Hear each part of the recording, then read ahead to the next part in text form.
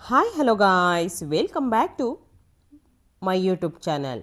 So friends, ಇವತ್ತಿನ video ತುಂಬಾ informative ಆಗಿರುವಂಥ ವಿಡಿಯೋನ ಸ್ಕಿಪ್ ಮಾಡದಲೇ ಪೂರ್ತಿಯಾಗಿ ನೋಡಿ. ನೀವ್ಯಾರಾದ್ರೂ ಫಸ್ಟ್ ಟೈಮ್ ನನ್ನ ಚಾನಲ್ಗೆ ವಿಸಿಟ್ ಮಾಡಿದರೆ ಪ್ಲೀಸ್ ಚಾನಲ್ನ ಸಬ್ಸ್ಕ್ರೈಬ್ ಮಾಡ್ಕೊಳ್ಳಿ. ಫ್ರೆಂಡ್ಸ್, ಮನೆಯಲ್ಲಿ ಸಮೃದ್ಧಿ ತರುವುದಕ್ಕಾಗಿ ಪ್ರತಿದಿನ ಈ 10 ಕೆಲಸಗಳನ್ನು ಮಾಡಿ.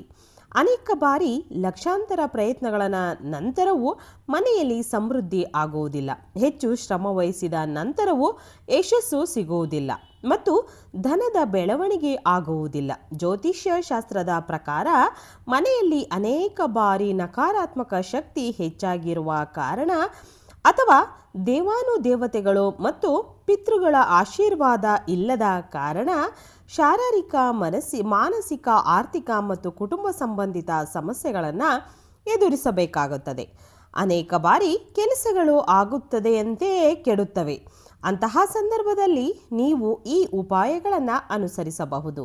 ವಾಸ್ತುಶಾಸ್ತ್ರದ ಪ್ರಕಾರ ಈ ಉಪಾಯಗಳನ್ನು ಅನುಸರಿಸುವುದರಿಂದ ವ್ಯಕ್ತಿಯ ಮನೆಯಲ್ಲಿ ಸಕಾರಾತ್ಮಕ ಶಕ್ತಿಯ ಪ್ರವಾಹ ಹೆಚ್ಚಾಗುತ್ತದೆ. ಇದರೊಂದಿಗೆ ಸುಖ, ಸಮೃದ್ಧಿ, ಧನಸಂಪತ್ತು ಪ್ರಾಪ್ತಿಯಾಗುತ್ತದೆ. ಸಮೃದ್ಧಿ ಪಡೆಯುವುದಕ್ಕಾಗಿ ಪ್ರತಿದಿನ ಯಾವ ಕೆಲಸಗಳನ್ನು ಮಾಡಬೇಕು ಎಂದು ತಿಳಿಯೋಣ.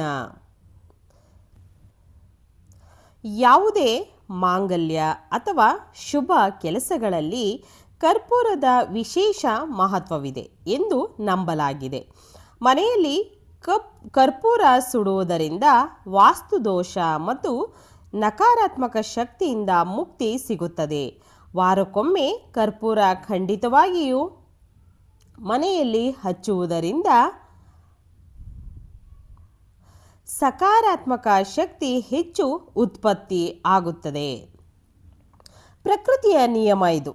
ನೀವು ಎಷ್ಟು ಕೊಡುತ್ತೀರೋ ಅಷ್ಟನ್ನ ಅದು 2ರಷ್ಟು ಹೆಚ್ಚಿಸಿ ಹಿಂತಿರುಗಿ ಕೊಡುತ್ತದೆ. ನೀವು ಧನ ಅಥವಾ ಅನ್ನವನ್ನು ಹಿಡಿದುಕೊಂಡು ಇಟ್ಟರೆ ಅದು ಕಳೆದು ಹೋಗುತ್ತದೆ. ದಾನದಲ್ಲಿ ಅತ್ಯುತ್ತಮ ದಾನ ಇವೆಂದರೆ ಅನ್ನದಾನ. ಹಾಗೆಯೇ ನೆಕ್ಸ್ಟು ಅನ್ನದಾನ ತುಂಬ ಒಳ್ಳೆಯ ದಾನಗಳಲ್ಲಿ ಒಂದು ಅತ್ಯುತ್ತಮವಾಗಿರುವಂತಹದ್ದು ಅನ್ನದಾನ.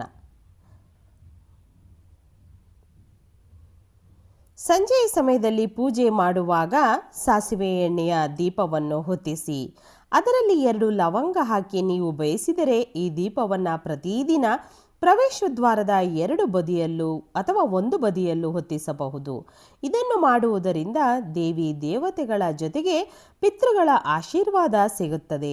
ಇದರಿಂದ ಮನೆಯಲ್ಲಿ ಸಮೃದ್ಧಿ ಆಗುತ್ತದೆ. ಮನೆಯಲ್ಲಿ ತಯಾರಿಸಿದಾಗ ರೊಟ್ಟಿ ಬೇಯಿಸುವ ಹಂಚನ್ನು ಬಿಸಿಯಾದ ನಂತರ ಅದರಲ್ಲಿ ಸ್ವಲ್ಪ ಹಾಲನ್ನು ಚುಮುಕಿಸಿ ಮಾಡುವುದರಿಂದ ಎಲ್ಲ ರೀತಿಯ ದೋಷಗಳಿಂದ ಮುಕ್ತಿ ಸಿಗುತ್ತದೆ ಎಂದು ನಂಬಲಾಗಿದೆ. ರೊಟ್ಟಿಯನ್ನು ಹಸುವಿಗೆ ಮತ್ತು ಸ್ವಲ್ಪ ಬೆಲ್ಲವನ್ನು ಕೊಡಿ.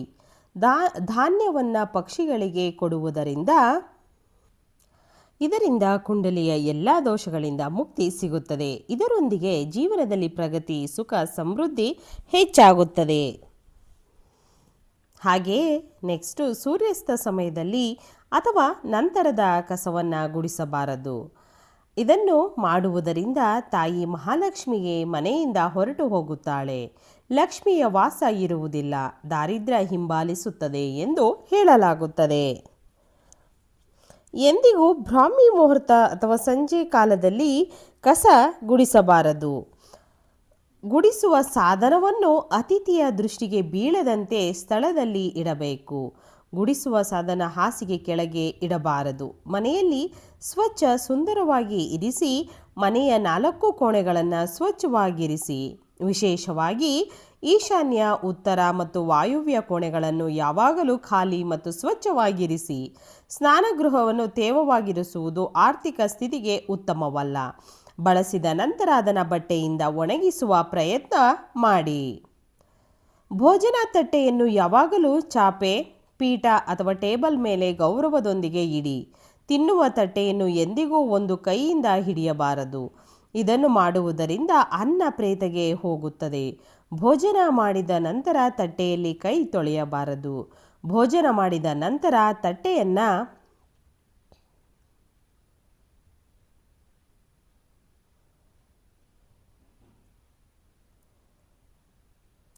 ಎಂದಿಗೂ ಕಿಚನ್ ಸ್ಟ್ಯಾಂಡ್, ಹಾಸಿಗೆ ಅಥವಾ ಟೇಬಲ್ ಕೆಳಗೆ ಇರಿಸಬಾರದು.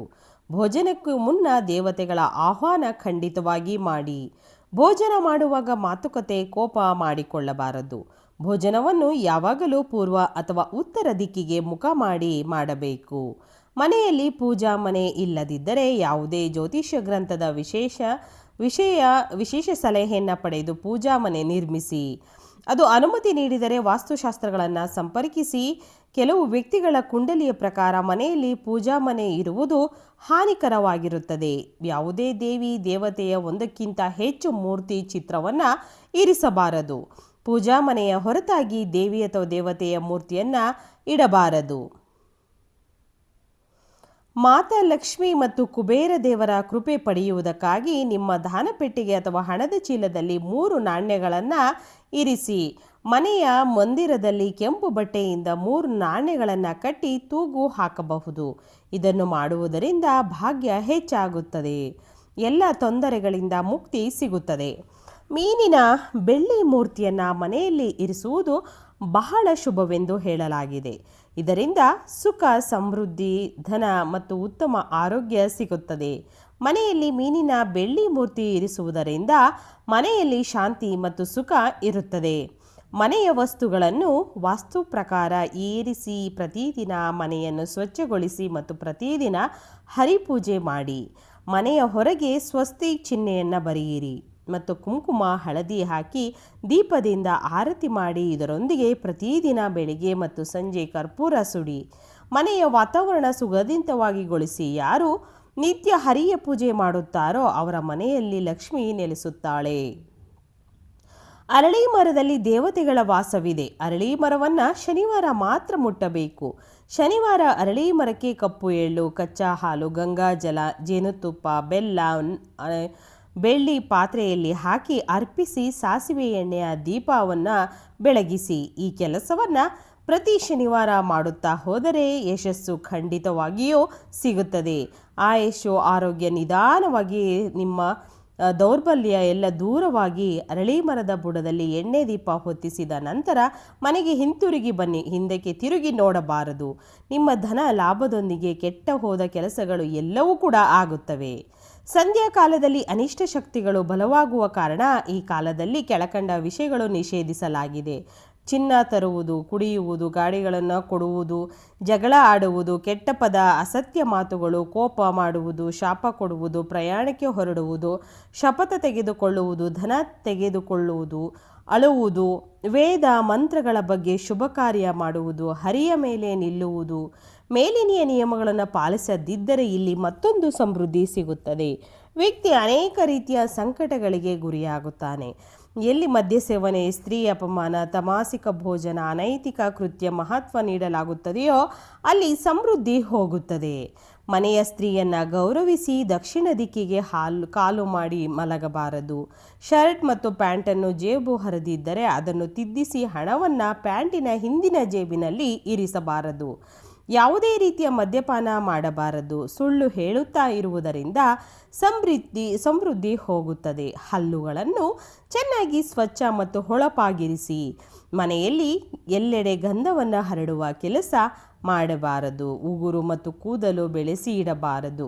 ಪ್ರತಿದಿನ ದೇಹದ ಎಲ್ಲ ರಂಧ್ರಗಳನ್ನು 3 ಬಾರಿ ನೀರಿನಿಂದ ಸಂಜೆ ಮತ್ತು ರಾತ್ರಿ ನೀವು ಬಯಸಿದರೆ ಗೋಡೆಯ ಮೇಲೆ ಮೀನುಗಳ ಜೋಡಿಯ ಚಿತ್ರವನ್ನು ಬರೆಸಬಹುದು. ಇದರಿಂದ ಮನೆಯ ಆರ್ಥಿಕವಾಗಿ ಅಭಿವೃದ್ಧಿಯನ್ನು ಹೊಂದುತ್ತದೆ. ವೀಕ್ಷಕರೇ, ಇವತ್ತಿನ ಈ ಎಲ್ಲ ಮಾಹಿತಿಗಳು ನಿಮಗೆ ಇಷ್ಟ ಆಗಿದೆ ಅಂತ ನಾನು ಭಾವಿಸ್ತೀನಿ. ಇಷ್ಟ ಆಗಿದ್ರೆ ಚಾನಲ್ನ ಸಬ್ಸ್ಕ್ರೈಬ್ ಮಾಡ್ಕೊಳ್ಳಿ, ಲೈಕ್ ಮಾಡಿ, ಹೆಚ್ಚೆಚ್ಚು ಶೇರ್ ಮಾಡಿ. ಇವತ್ತಿನ ವಿಡಿಯೋ ಇಲ್ಲಿ ಮುಗಿಸ್ತೀನಿ. ಧನ್ಯವಾದಗಳು.